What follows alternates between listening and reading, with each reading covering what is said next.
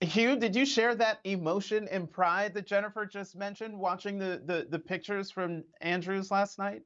I'm very glad Evan Gershkovich is back and Paul Whelan. They were both wrongfully arrested by Putin, but Putin won the deal, and he won it rather significantly. During the Trump years, 55 Americans were released, and no one like the assassin who was hostage ransomed yesterday, or the deep sleeper agents in Slovenia, or the hacker who was on Putin's get out of jail list got out.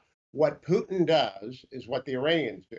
They grab innocent people and then they hold them to get out of American jails or European jails, people who are absolutely the worst of the worst. The guy released in Germany was an assassin, just so that we're clear. An assassin, a Russian assassin, was the price of Evan Gershkovich. Would we pay that price?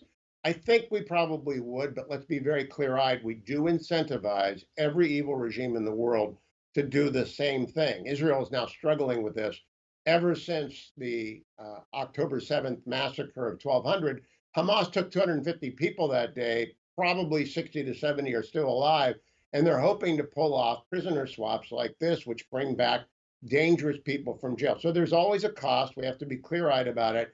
I do not believe it was a diplomatic win, but it certainly is heartwarming for the families of those who have been wrongfully held by the dictator Putin.